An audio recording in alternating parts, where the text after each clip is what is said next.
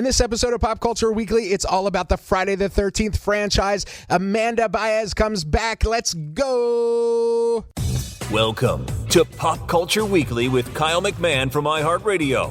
Your pop culture news, views, reviews, and celebrity interviews on all the movies, TV, music, and pop culture you crave weekly. Here's Kyle McMahon. Hello, and welcome to Pop Culture Weekly with Kyle McMahon. I, of course, am Kyle McMahon, and I thank you once again for tuning in to another episode of iHeartRadio's Pop Culture Weekly. And I'm really excited because we're recording this on Friday the 13th. And Amanda, my friend Amanda, is back once again. Welcome back. Thank you. And we are both huge Friday the 13th fans. Massive. So this is great for us. Mm-hmm. This is like our day. And there's another Friday the 13th day coming in December. Oh, really? Yeah. What? So I think it happens 3 times this year. 3 times? Yeah. When was the first? Like March or something? I don't know. I'm bad at that. But obviously this is the second one, and then the third is in December. I was told by our friend Krista Cooper yesterday that Friday the 13th happen when the calendar starts on a Sunday for that month. Yeah, I vaguely remember her saying something like that. Yeah. I don't know if that's true. Yeah. Yeah, me either. And, you know, our producer would normally look it up, but I don't have a producer. But let's see. And it did start on a Sunday this month. Mm-hmm. And December actually starts on a Sunday, December 1st. Oh, that's interesting. Yeah, so maybe it's right. Who knows? But are you ready to jump in? Yeah. All right, let's jump in. So we're going to start with What's Out This Week?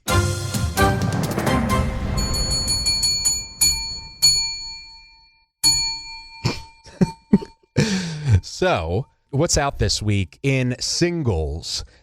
The Weeknd, who I absolutely love. He has a new single called Dancing in the Flame, which, have you heard it yet?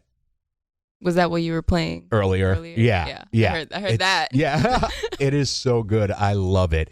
And we're going to talk about this actually in a moment. But his new video for Dancing in the Flame was entirely filmed on an iPhone 16 Pro Max. Way. Yeah.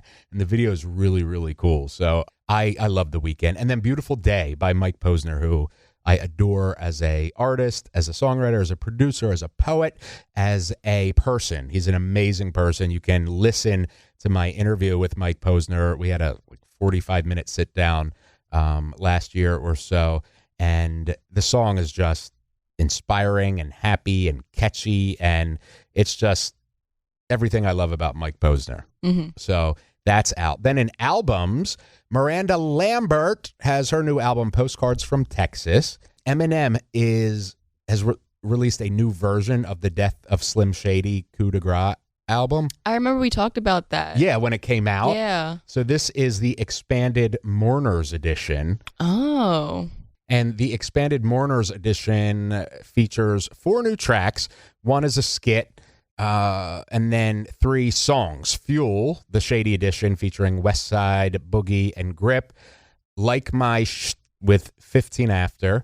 And the song Kyrie and Luca with 2 Chainz.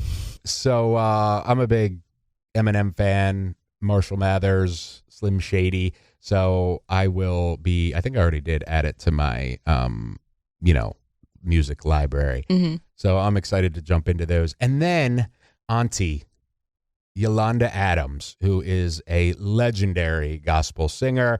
I've had her on the show numerous times. I call her Auntie Yolanda. I love her so much. Her new album, Sunny Days, is out. It is her first album in 13 years. Whoa. Yeah. And she is when I tell you she's a legend, she is a legend. I mean, first of all, she hosts her own nationally syndicated morning gospel show. She's one of the best-selling gospel artists of all time with, over 15 million albums sold.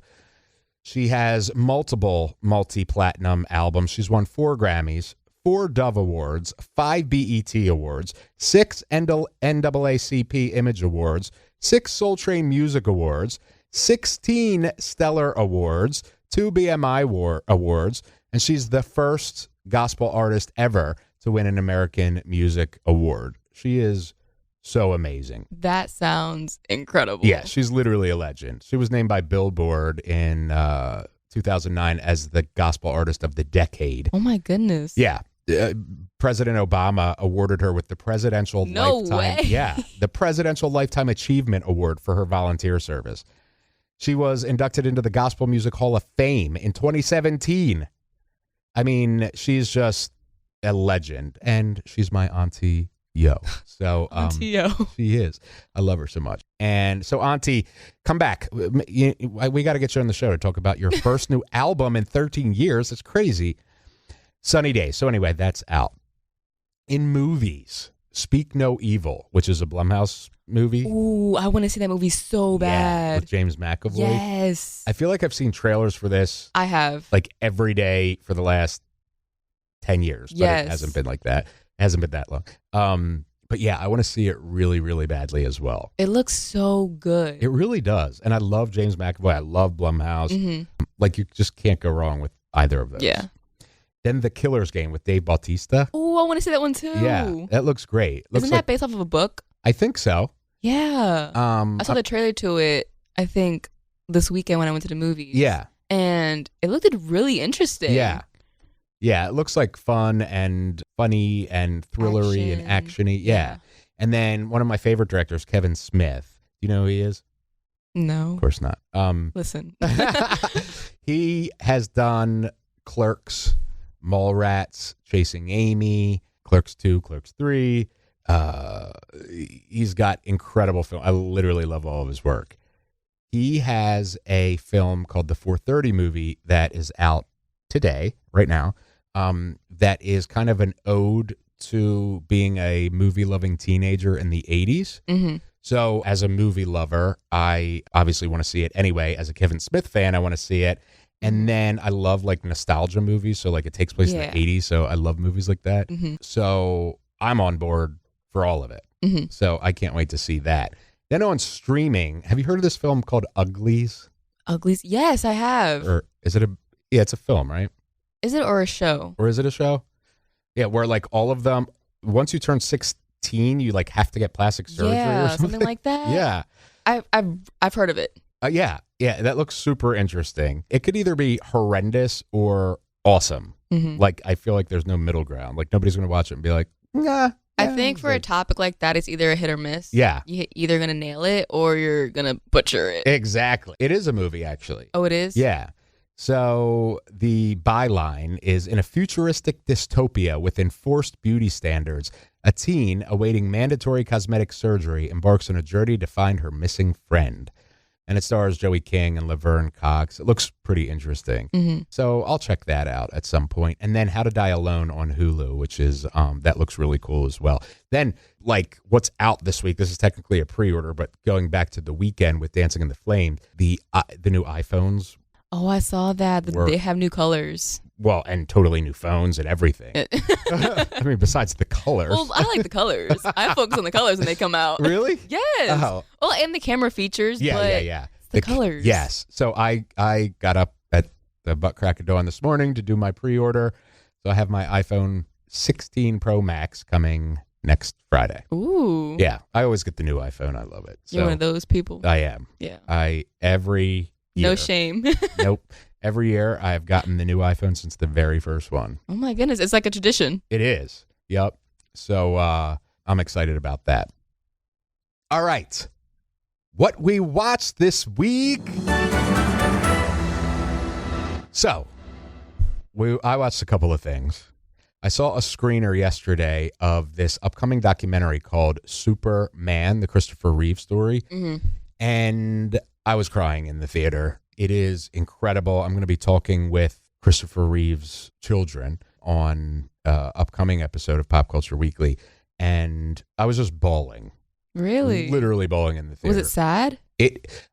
So I don't know if you're familiar with Christopher Reeve, but he was Superman, like the original Superman. Yes. So he did like 4 movies, and from seeing, I mean, I was too young, like when this all happened, but from watching the documentary, everybody saw him as Superman. Yeah. And then he got in a horrendous freak accident with the horse. Oh, I know what you're talking about. Yeah. Wasn't he paralyzed? Yes. Yeah. From, was it the neck down? Neck down.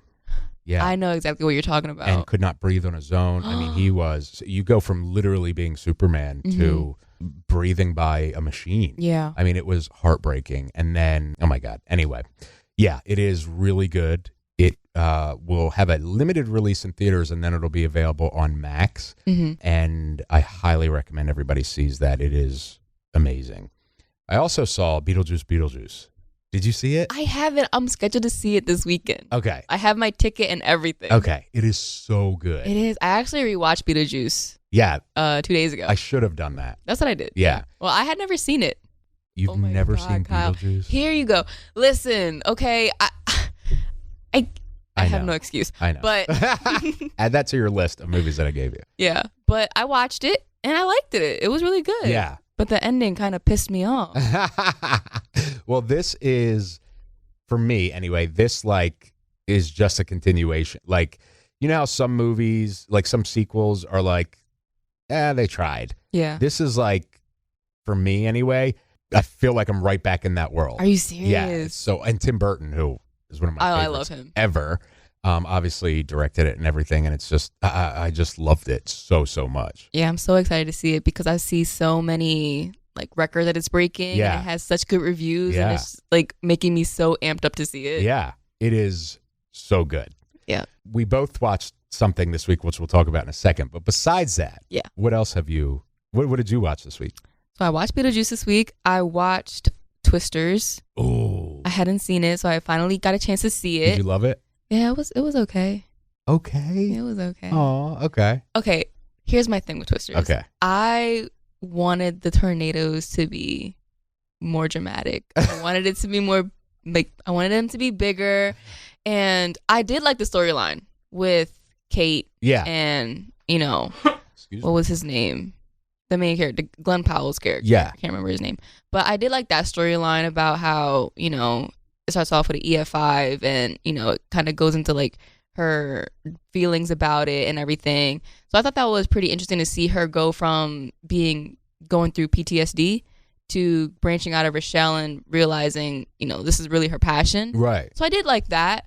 But I guess my only complaint was the tornadoes. They were just so small compared to the first movie.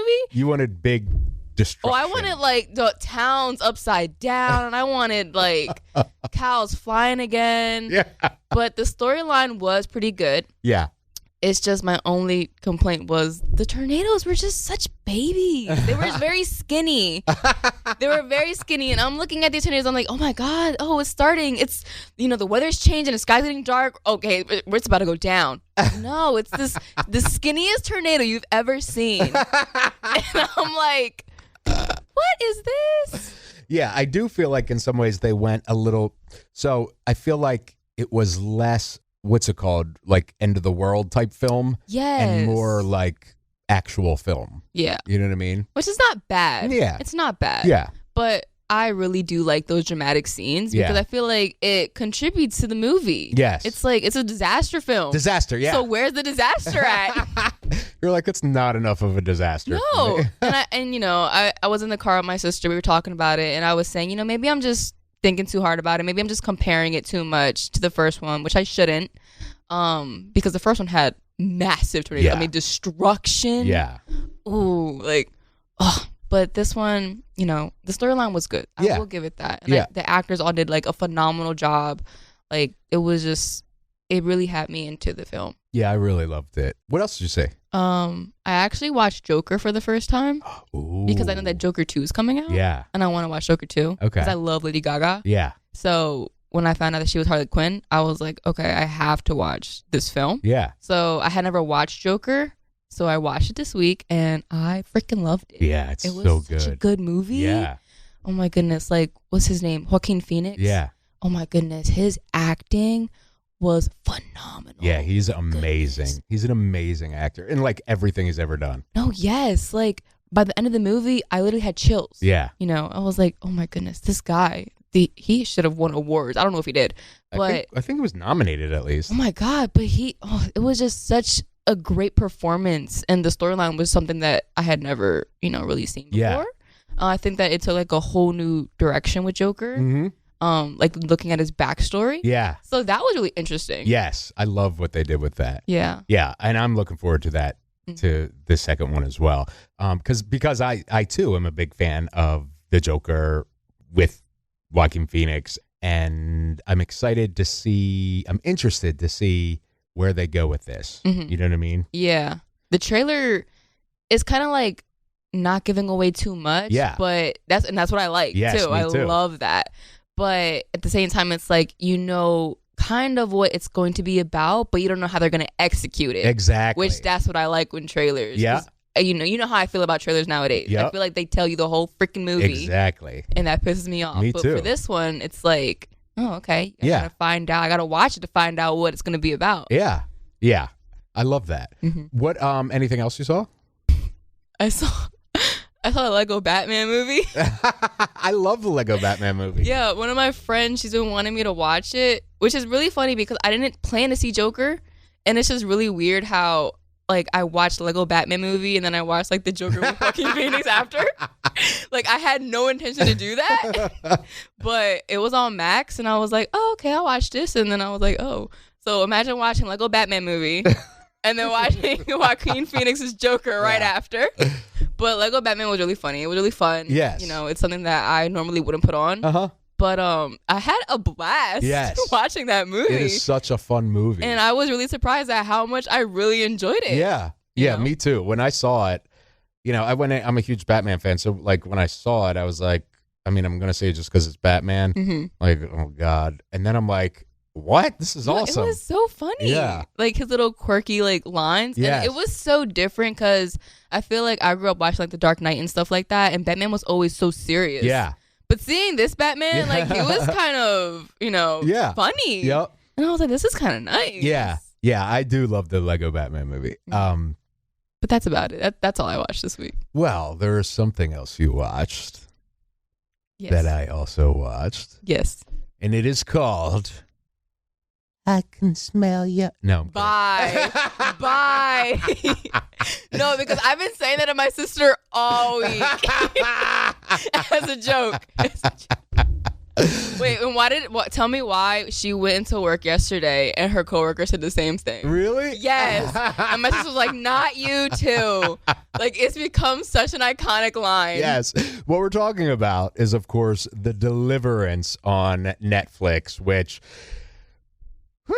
if you have not seen this movie, wow. I loved it. It is from Lee Daniels, who is a celebrated writer, director. It is, I would say it's his first horror movie. I mean, if you look at his other work, he's done Monsters Ball, The Woodsman, Shadowboxer, Precious, The Butler, Pimp, United States vs. Billie Holiday. I mean, this is his first horror movie. I loved it. It stars Oscar-winning celebrated actress Glenn Close in the craziest role. I was floored. First of all, I didn't realize it was Glenn Close when I watched the trailer. And then to be honest, so just to give, if you haven't listened to it or you haven't watched it, listening, it follows the Jackson family in Indiana. They move into a house where they start experiencing like strange occurrences that eventually convince them that there's something more going on. And it's based on a true story. Which is wild. Which is crazy wild. And, Monique's in it too. Omar Epps. Andra Day, who I love. She sings that song Rise Up. Oh, she does? Yeah, she wrote and sang that song. Ingenue Ellis Taylor, who I just had on a couple of weeks ago on the show. Oh, fun. So when I saw the trailer, let me put it this way. I was like, is that a white woman playing a black woman? When talking about the grandmother, when I was watching the trailer, I'm like, is the color of my TV messed up? Like, what is going on? And then I Google it, and I'm like, that's not Glenn Close. Like, what are you talking about? That was not Glenn Close in that trailer. And then I go to the Wikipedia page, and I'm like, that's Glenn Close.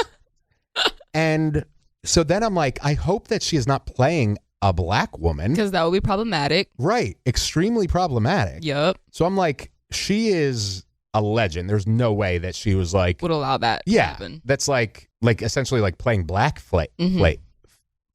You know what I'm saying? I'm like, there's no way. And Lee Daniels is a, black creator, director, writer, producer. Like, he wouldn't do that. No, he wouldn't allow that. So I'm like, what am I missing here?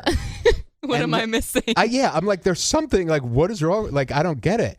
So then I started watching the film, and then I'm like, okay, I don't understand what's happening. Like, obviously she's not wearing blackface. Like, I realized that once I start.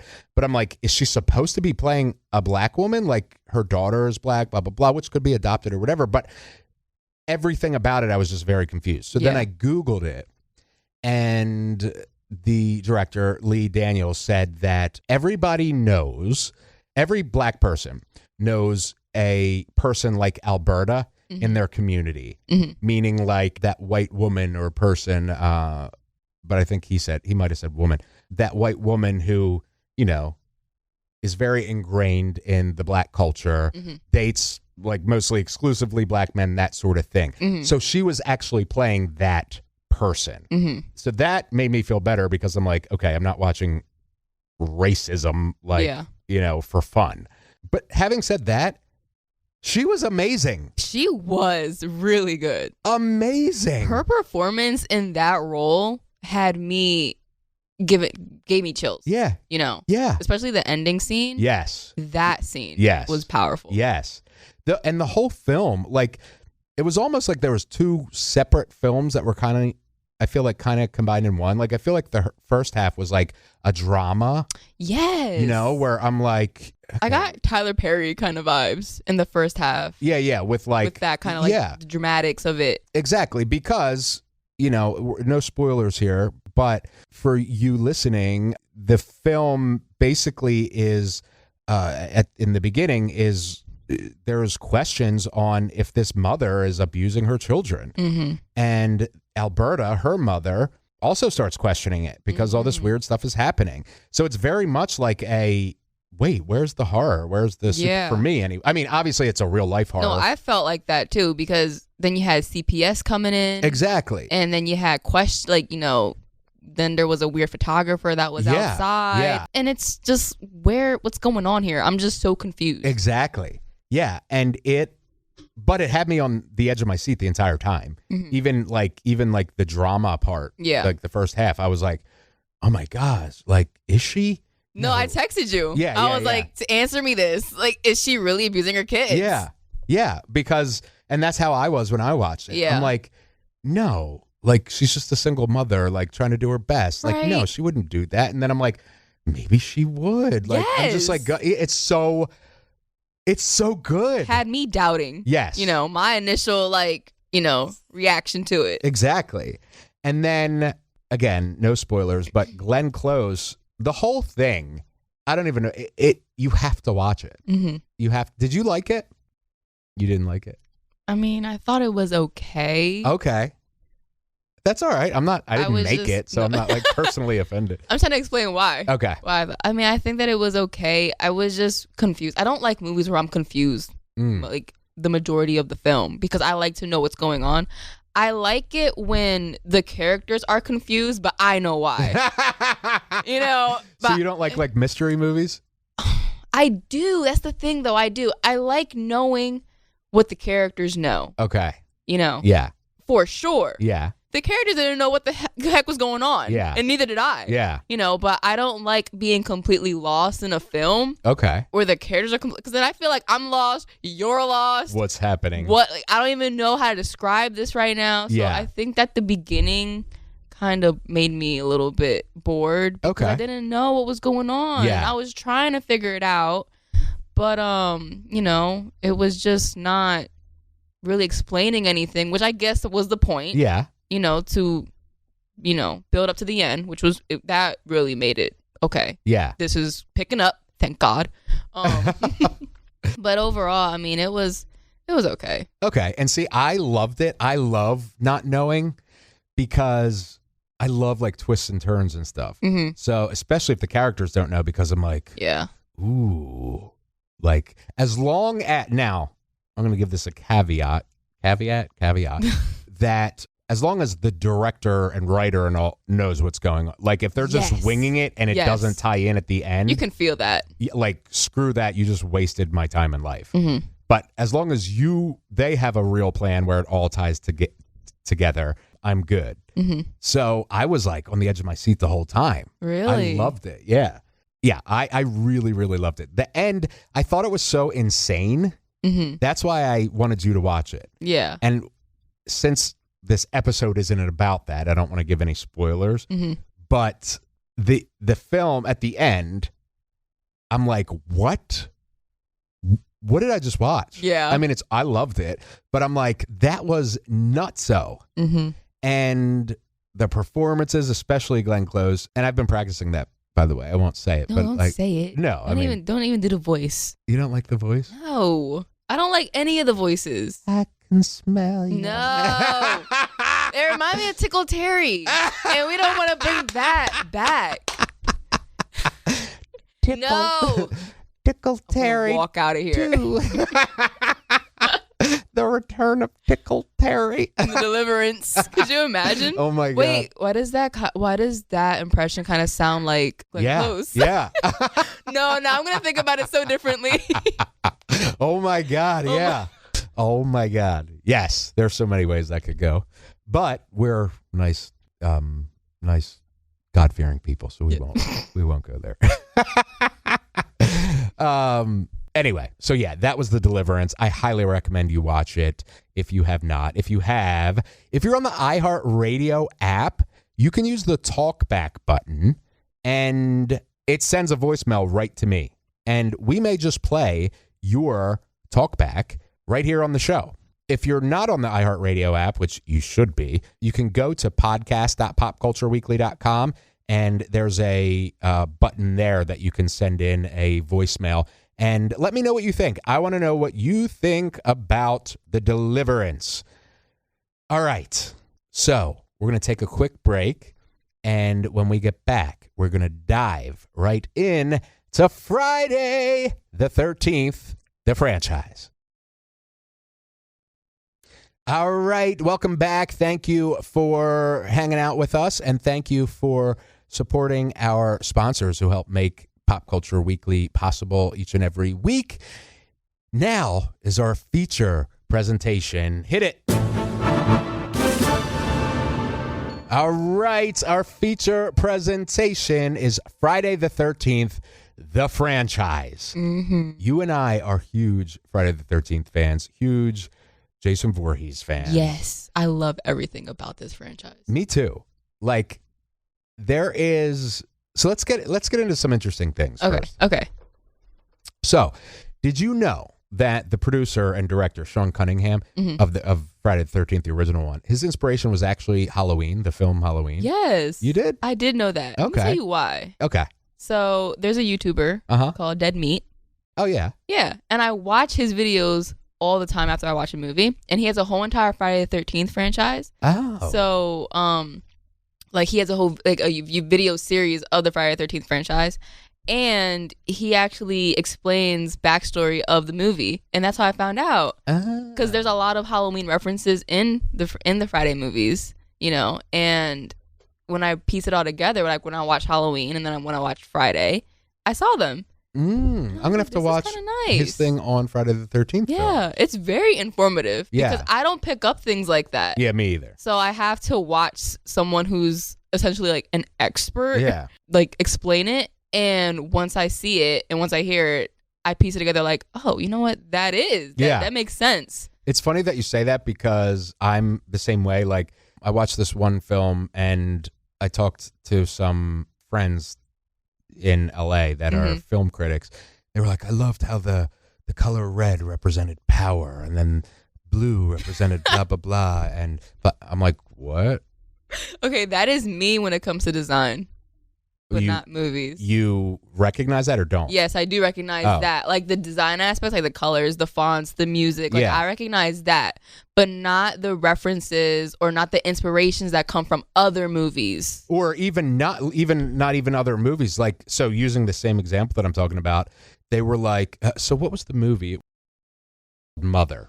Anyway, after talking to my friends that are film critics, they're like, I love how she represented Eve and he represented Adam and blah, blah. I'm like, what?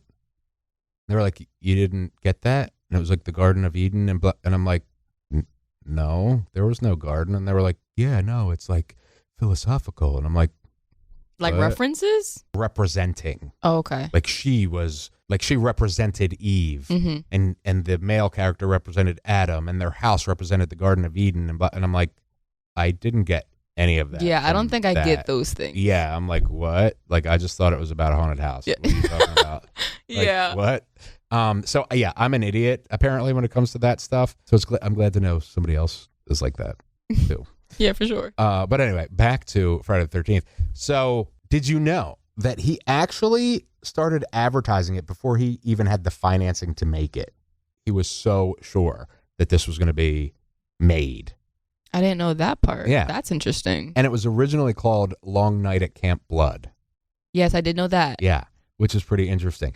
And did you know that almost all of it was filmed in Pennsylvania? Yes, I did know that. So the camp in the films, which is Camp Crystal Lake. Thank you. Oh my God. Camp Crystal Lake is actually in real life called Camp Nobi Bosco. And so I went there. No, you're going there? I already did. Okay, because I'm going there. Are you? This October. It's so much fun. Oh, I cannot. You go to see all like where they film different scenes. It's so much, and you can like take pictures doing. Yes, it's awesome. But yeah, so just those were just some fun things. There's been 12 Friday the 13th or Friday the 13th related movies. Jason Voorhees has killed over 150 people in them, which is wild. But in Friday the 13th and Friday the 13th, A New Beginning, Jason Voorhees doesn't kill anybody. Yes. That's pretty wild. A lot of people don't realize that Jason isn't the villain in Friday the 13th. You know what I mean? I think there's a misconception with a lot of people. I don't know if it's just been so long since they've seen him or they're mixing them all together or whatever, but it's his mom. Yeah. You know? Mrs. Voorhees. Exactly. Why do you love, what got you into Friday the 13th? Oh, let me see. I think because it's such an old franchise and, you know, I was born in 2000. So I think that in the early 2000s, there's not really a lot of franchises that are as original as this or are similar in this way. I think that all the iconic serial killers, not serial killers.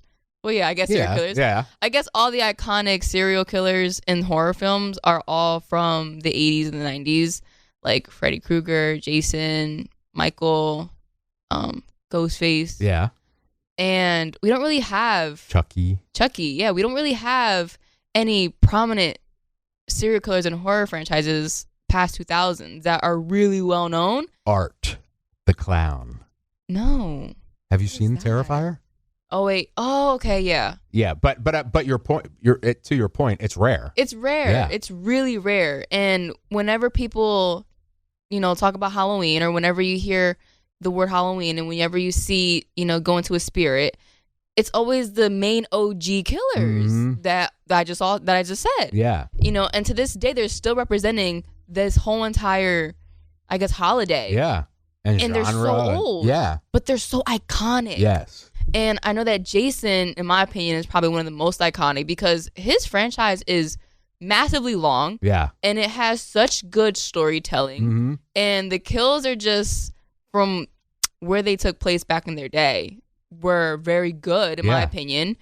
And it's just, yes, the acting can be a little questionable or some scenes may be a little weird, but that's just the 80s. Yeah. That's the whole vibe of the 80s. Yeah. So it's like, it just makes it very different because I feel like we're not going to be able to have that, authenticity from the 80s because we're in 2024. Right. So that's why I like it. Yeah.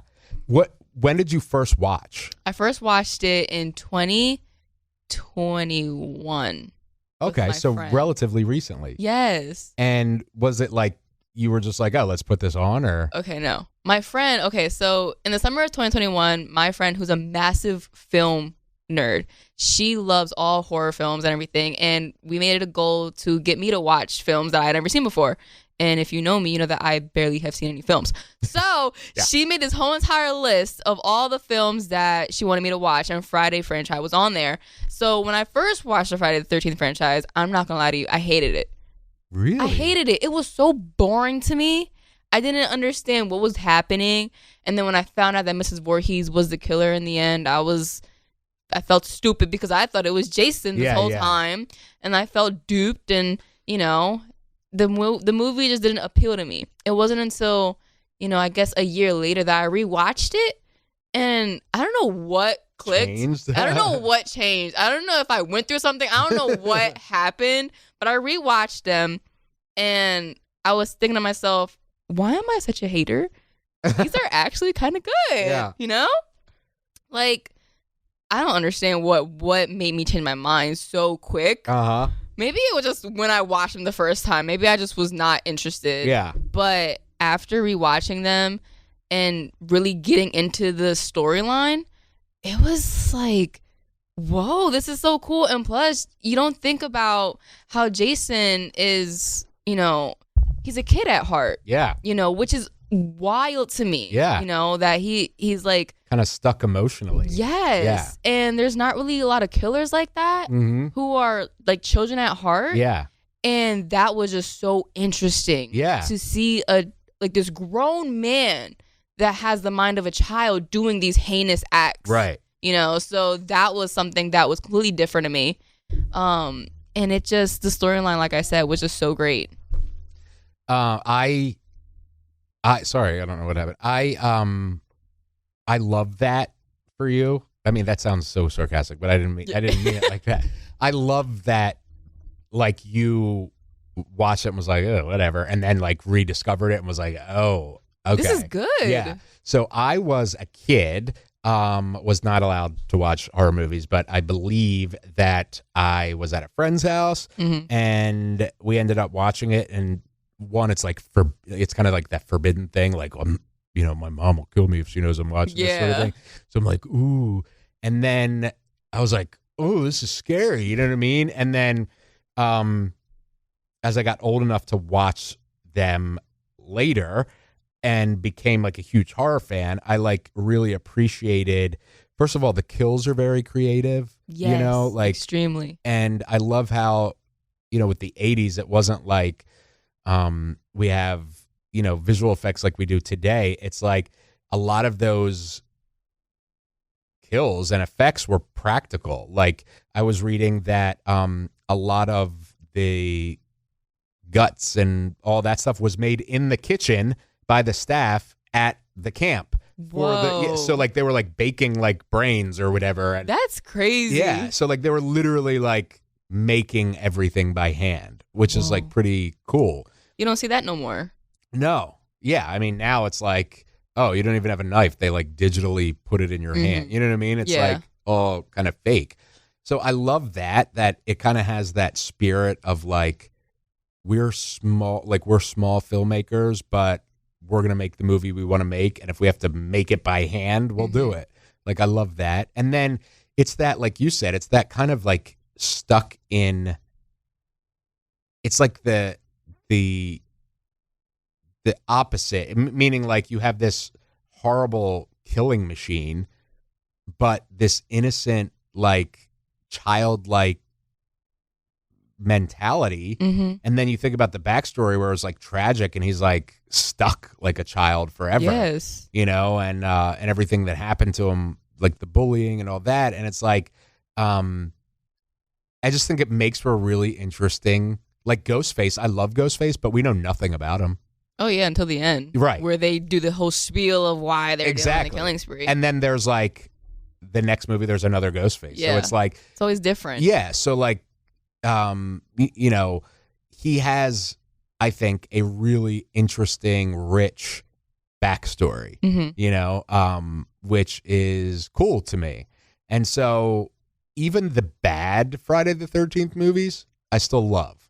Like Friday the 13th Part 3. The 3D one. I love that one. I mean, I love it, but is it a great movie? No. Like, no, but it's still a movie I love and I enjoy watching. Mm-hmm. It like didn't win any Oscars, you know what I mean? But like it wasn't trying to. It was just trying to be Friday the 13th Part 3. And it contributes to the storyline. Exactly. You know, that's such an iconic movie because when you think about it, that's when 3D effects were starting to pop off. Yeah. In the film industry. So that was one movie where you can really tell based off all their effects.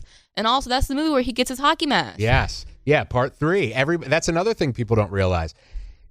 He wasn't even the killer in Part 1. In Part 2, he wore a bag over his head. He wore that sack. Yeah. That had one eye. Yeah. Part 3 is the one where he gets the mask, the iconic hockey mask. And that's the other thing. His mask, like Ghostface has such a unique mask. I mean, now obviously you can buy it at Walmart, but like it's like besides Ghostface, it's just besides the costume, it's like very unique. Yes. Freddy Krueger has this like deformed, that's just like a mask that you could like get at any, sporting goods store. Like, it's like such a common thing. Yeah. Then to make it so menacing is like creepy, I think, it just adds to everything. It's interesting to me that Friday the 13th, Part 1 came out in 80. Part 2 came out in 81. Part 3 came out in 82. Then they skipped a year. And then Part 4, which was supposed to be the final chapter, came out in 84. Then 85, 86, they released one. Skipped 87. Then 88, 89, they released one. Then 90, 91, 92, skipped. And then the final Friday came out in 93, which, of course, was not the final Friday. Then Jason X, then Freddy vs. Jason. Then Friday the 13th, the kind of reboot / reimagining. Oh, yeah, that one. Which came out in 2009, but that's the last film we've had in the franchise. So what was that? 19? That was like 15 years ago? Yeah. We're way overdue. Yes. And he's still iconic. Yes. Which is insane. It is. It just tells you like the legacy of... Oh my God. That just like shows you the legacy of the character. You know what I mean? And by the way, can we talk about Pamela Voorhees, Mrs. Voorhees? Yes. She is crazy.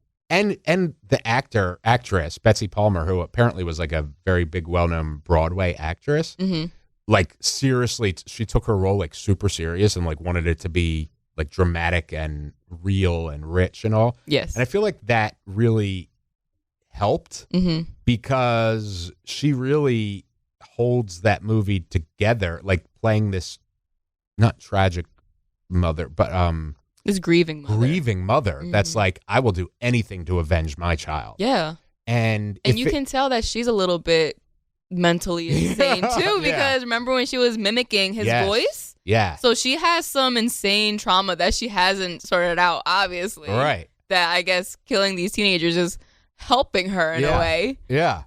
I mean, and so I really think that she, without Betsy Palmer being such a strong actress in that film, I don't think it would have, I don't think we'd know Friday the 13th as we do today, like the entire franchise. You know, I think she was so vital to that first film. And then it's kind of risky to go from Part 1, where the killer is Mrs. Voorhees, to then Part 2, where it's her son. Because that made no sense. Right. I mean, like, it was risky to be like, Amanda, you're the killer in the first one, and it was a big hit, and blah, blah, blah. Oh, well, now, John, you're going to be the killer in the second. You know what I mean? Like, it's like kind of risky because Halloween, every film was Michael Myers. And to go from like, hey, we have this big hit, let's completely get a different killer and not, magically bring her back or resuscitate her or something. I don't know. I think without her, it would not have gone the way that it did. So thank God for that. Also, did you know that the music that comes from her line in the film? Her line? Okay.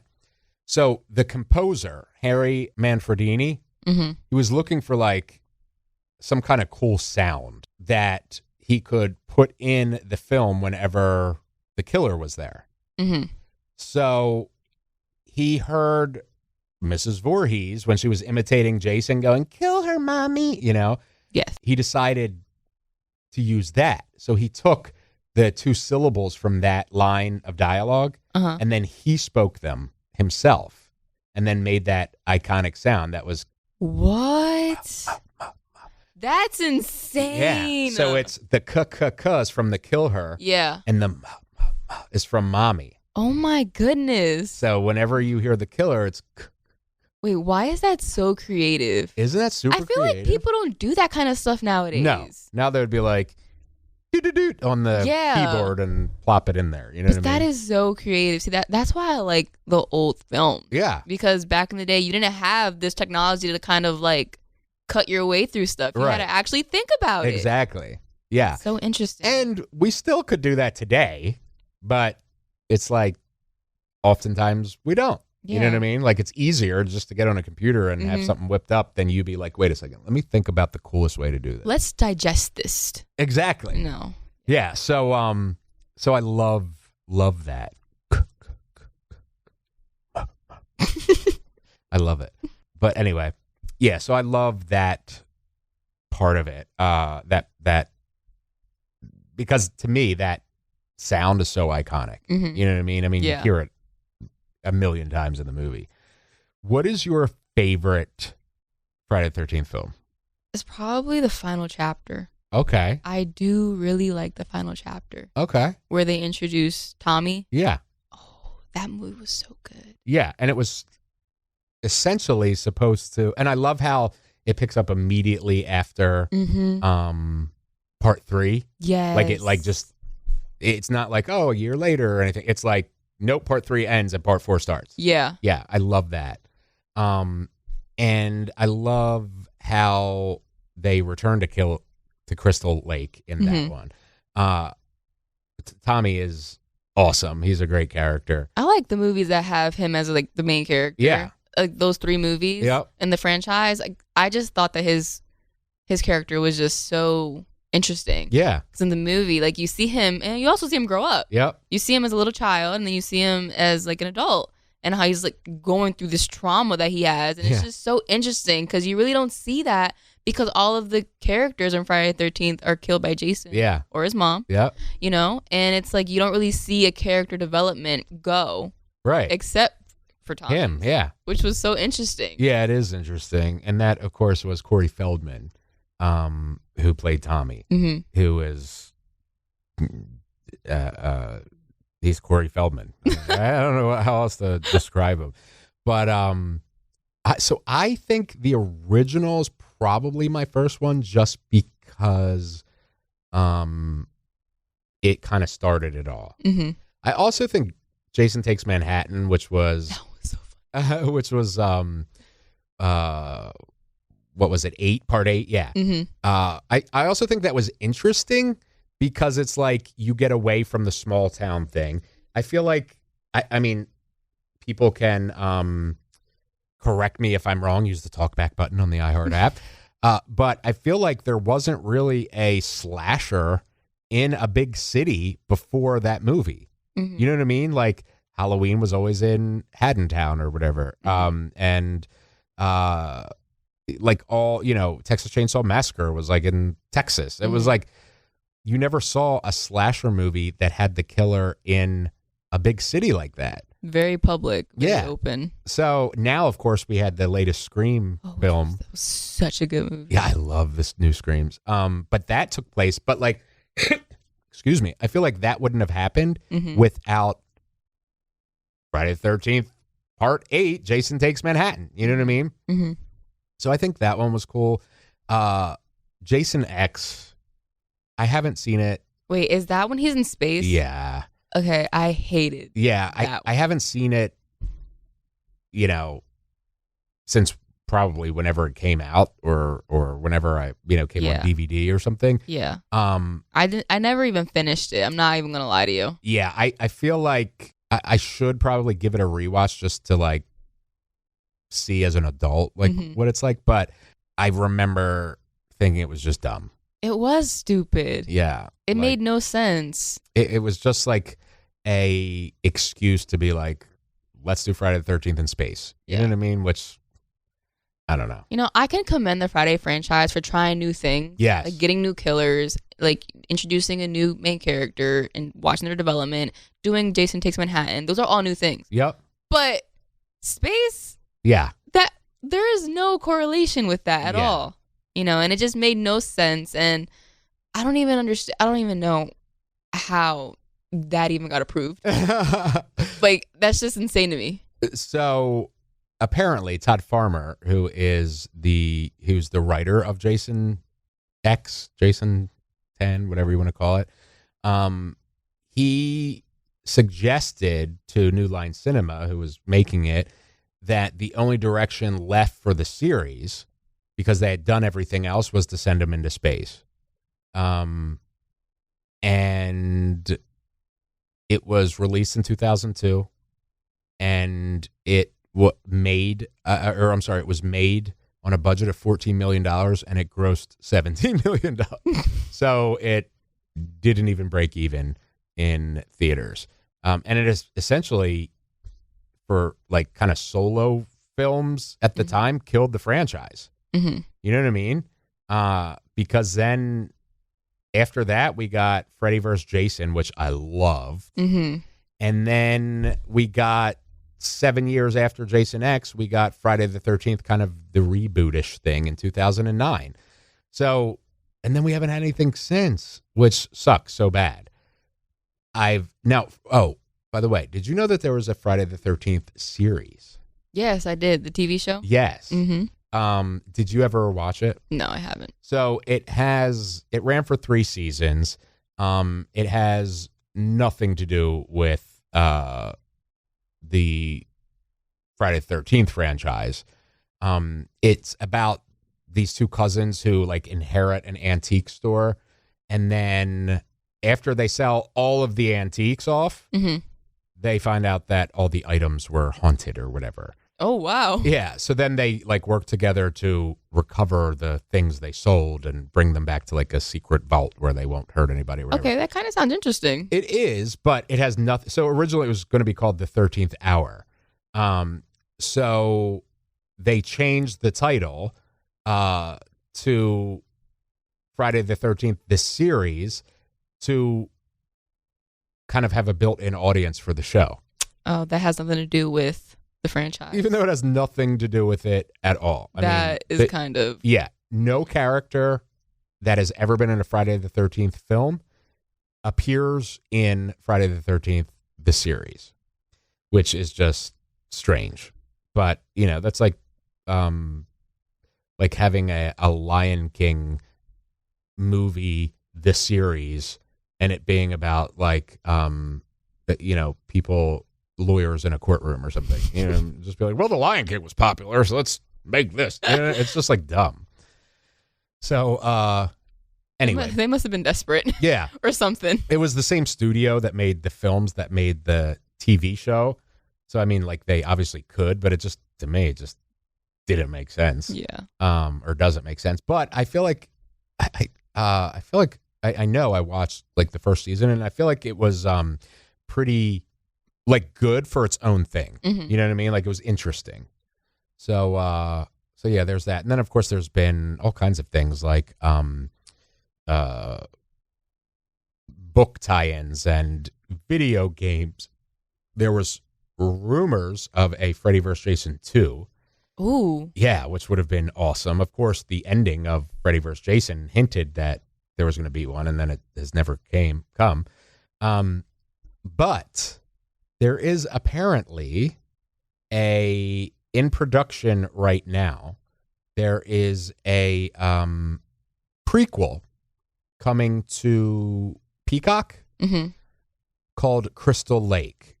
So it was originally set to be written by Brian Fuller and Victor Miller, who was involved with the franchise from the beginning. And A24, which is one of my favorite film studios, like all their movies are so good, was also going to be involved. And then Adrienne King, who was in a couple of the first films, was going to come back in the series. It was going to be, she portrayed Alice in the Yes. Friday the 13th one. The original. Yeah. And Wait, she was going to come back as her character? they didn't say. Because her character died. Exactly, in yeah. the second movie. Well, this was a prequel, too. Oh, so she could have been her, but she would have been like 40 years older. So I don't, yeah, who knows? that's kind of weird. Yeah, so maybe it was like going to be her mom or something, you know? But now A24 has left the series, which sucks because I love A24. Oh, okay. And the studio has decided to take Crystal Lake in a different direction. So now, as of last month, Universal announced that Brad Caleb Kane is going to be taking over as the showrunner, writer, director, and he's done. He's interesting choice to me because like his resume is like, actually he did Aladdin's singing voice in the Aladdin movies, the Disney Aladdin movies. He has written though, Crash, that show Fringe, which is really good. Tokyo Vice, which was a series a couple years ago that's pretty cool. Mm-hmm. So I'm concerned that it's had all of these problems, and they still don't even have a cast, and it's been in development for since 2022. They announced that it was coming. That's been a while. Yeah. So I mean, we're already 2 years past when they announced it, and they've now had a studio leave, the showrunner leave, still no cast, and they're in pre-production starting over again. So I don't know what's going to happen with that, but I was really excited when I heard the original concept. That would be awesome. And then in January of 2023, Jeff Locker, who's a writer, said that with Sean S. Cunningham, who was the son of the original writer, pitched a new Friday the 13th reboot that would also be an alternate direct sequel to the original film. So kind of like, do you know the new Halloween movies, like from a few years ago? The Rob Zombie No, movies? the newer ones. Newer ones? From like, I think the last one came out, Halloween Kills, Halloween Oh, yeah, Ends. yeah. Mm-hmm. So that, like those take place directly after the original film and skip everything else. This would be kind of the same thing. So it would be a sequel / reboot of the franchise. It would be a reboot of the franchise, but it would also serve as a sequel to the first one and ignore all the ones that came after that. Oh, that's interesting. I think that would be really interesting. Okay. Yeah, because I know that Halloween has the Witch's Hour and it has the other stuff. Yeah. But you can watch Halloween Kills, and Halloween Ends and be fine. Exactly. That's interesting. Yeah. Okay. So it would get rid of things like Jason X and, you know, and some cool things like the other. I kind of like the other ones. I know, but maybe they would take some of those good parts and Expand update them. on You know what I mean? So as of May, Sean Cunningham is saying that it'll be at least 3 years till it comes out. So we're looking at 25, 26, 27. Why is everything taking so long know. for Jason? He's such a complicated character for these people. I know. A lot of it came down to they were fighting the original people because like the original film, Friday the 13th was released by Paramount, I believe. And then a bunch of the sequels were released by a different studio. Like they sold the rights, but kept the rights for the films they had already made. So then it became like a lawsuit about, well, who really owns it? Who really owns the character? And like all this stuff. Yeah. So there's been all these like legal battles where it's just like, guys, do you guys want to make money or not? Yeah. Like, why don't you work it out?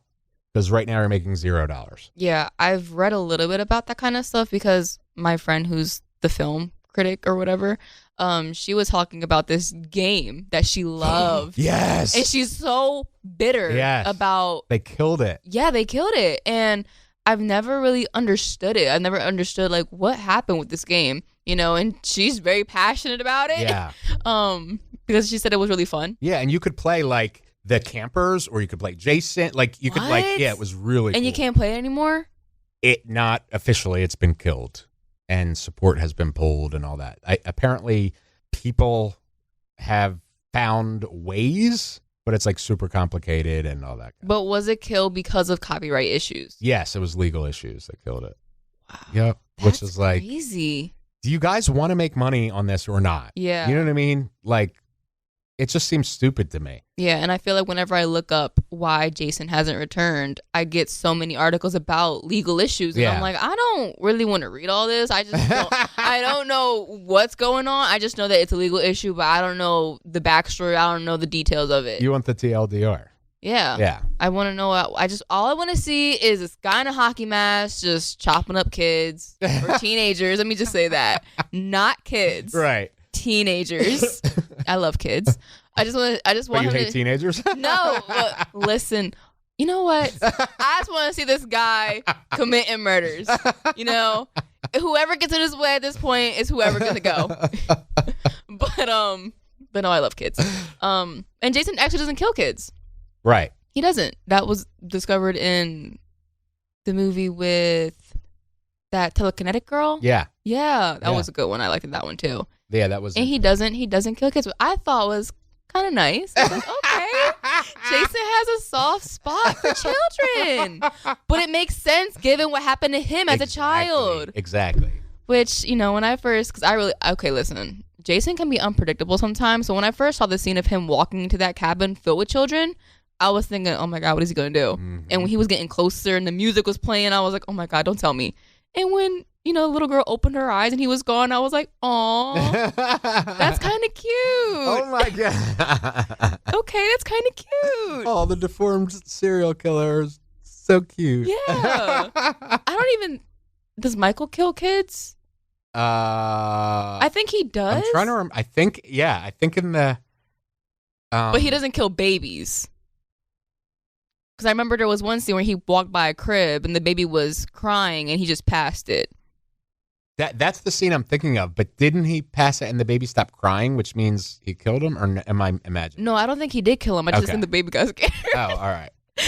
But I think he does kill kids. I think he does. I think, but not babies. So, like, when does Michael deem, you know, the appropriate age? I don't know. Like, toddlers or? What if it's an ugly kid? Oh, just ugly kids. Well, Jason and Michael are going to have issues. But your baby's ugly. Yeah. That's so mean. It's sick that we're even talking about that. It is. Oh, my God. But we do not condone any of that. Of course, in real life. That's the fun thing about horror for me is like I can get scared about this stuff, but know that it's safe. It's not really happening. You know what I mean? Right. So like, oh my God, he did that, or oh my God, that's crazy, or wow, look at that creative kill. But knowing that that's not really happening. Right. You know what I mean? Yeah. So, any final thoughts on the Friday the 13th franchise? I just wish that they would come out with another movie. Yes. Or a series or a game, something. I need something. Yeah. You know? Yeah, we need content creators. Come on. This is a storied, beloved franchise, and you haven't had something come out since, what did we say, 2009? 15 years? That's ridiculous. Which the remake wasn't even that good. Right. In my opinion. Because I feel like when I first watched it, Jason started running within the first 5 minutes. Right. And I was like, oh my God, he's on steroids. Yeah. That was like he was super like, Jason. No, for real. It was like an NFL linebacker. Like Jason's there like hauling butt. And I was like, whoa. This man is on something. Yeah. That was such a shock to me that it started off with him being so athletic. Right. Yeah. Doing like I was like, oh my God, okay. He's doing, I guess, like push-ups in the off season. No, like, for real. He was just so built. Yeah. I was like, okay. And it's hard to imagine as someone who probably eats like dead animals, you know. And berries. Like, you're so built. Okay, maybe genetics. I don't know. Pamela Voorhees, what were your genetics? I don't know. All right. So Amanda's final thoughts are more content. My final thoughts are more content. We need more Friday the 13th content. Yes. I can't wait to hear what you have to say. Please use the TalkBack app on the iHeartRadio app. Use the TalkBack button on the iHeartRadio app. Email me, tweet, whatever it is, we want to feature you on the show. And reach out. Let me know your thoughts on the Friday the 13th franchise. What are your favorites? And all right, that's it for this week. I love you. See you next week. We out. Thank you for listening to Pop Culture Weekly. Hear all the latest at popcultureweekly.com.